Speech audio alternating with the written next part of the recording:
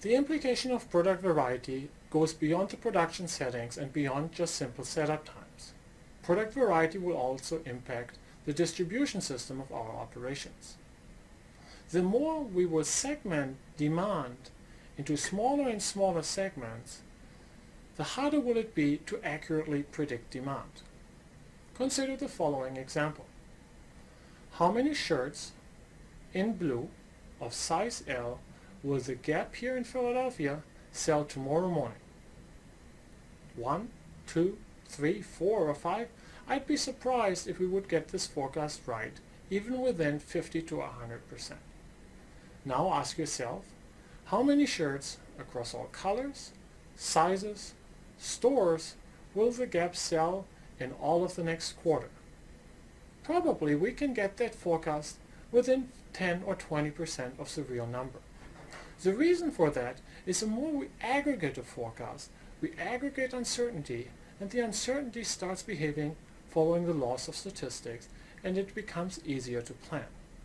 This will be the focus of this session. To make distribution decisions, we typically need a forecast of demand. The problem with demand forecasts is they're not always right. We face what is called demand uncertainty. When we describe demand uncertainty, we think of demand as a distribution drawn from some underlying distribution.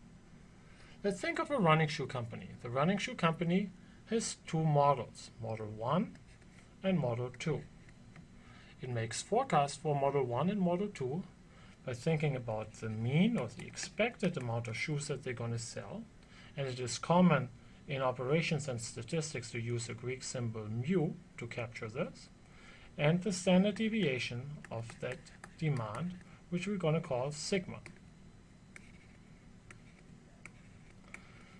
Now we might think about sigma as the amount of uncertainty that the firm faces.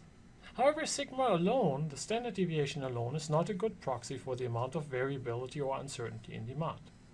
1,000 running shoes standard deviation, is that a big number or a small number?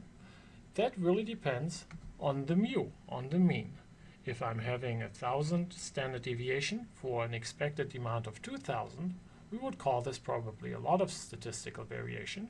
However, if it's 1,000 standard deviation for 1,000,000 shoes, that would be relatively little. With this in mind, we define the coefficient of variation, also CV, coefficient of variation, as a ratio between the standard deviation and the mean. Now consider a competitor of our running shoe business that has somehow managed to combine shoes 1 and 2 into one model.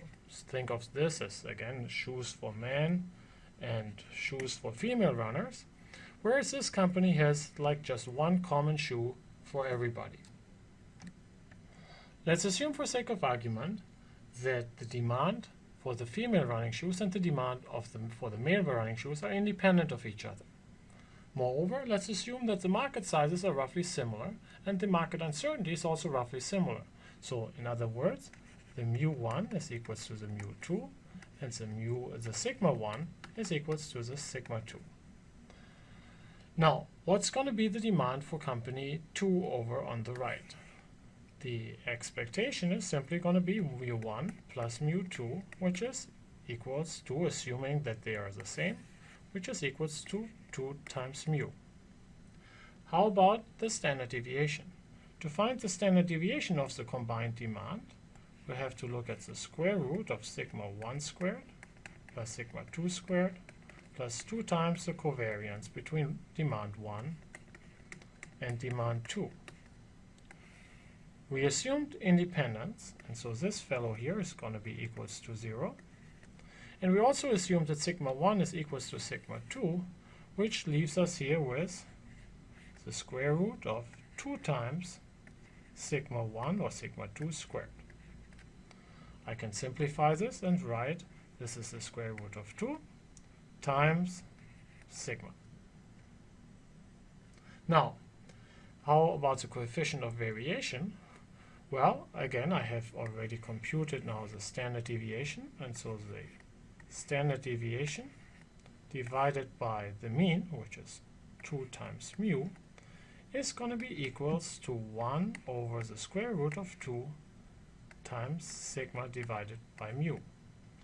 So you notice that the firm here to the right is facing a lower variability of demand than the firm here on the left. So we see that by combining demands, I'm able to reduce the demand variability as measured by the coefficient of variation. Or put differently, as I'm combining demand, the standard deviation of this combined demand goes up slower than the underlying mean. This effect is called demand pooling. Pooling demand, or aggregating demand, is a way for us to reduce uncertainty that will make it much easier for us to get the right amount of orders in the right place. Notice that pooling does not always require independence. It works out nicely mathematically if the two demands are independent, but even if there's a mild amount of correlation between the demand of product 1 and product 2, pooling still offers tremendous benefits. In this session, we went from the left to the right and asked ourselves what would happen if I could combine the two products. Now just put this argument on its head. Ask yourself, what would happen if I'm a company offering one running shoe and I'm thinking about customizing it now and offer more variety, offer a product for the male runners and the female runners. You notice that as we are fragmenting the demand, so pooling goes this way, here we are fragmenting demand, and as we're fragmenting demand, I'm increasing the amount of demand uncertainty. Now let's go back to our comparison of McDonald's and Subway that we started in the module on process analysis. We said that McDonald's follows a make-to-stock strategy. Make-to-stock means that they make the burgers before having the orders. In contrast, we said that Subway produces make-to-order. Why that? Let's think about this. At McDonald's, the choice of burgers is limited. You can have the cheeseburger, you can have the hamburger, the Big Mac, but you cannot have the sandwich customized your way. This limited set of offering keeps the demand variability relatively low and lets McDonald's come up with reasonably good forecasts of demand. At Subway and Subway's customization strategy, this does not work.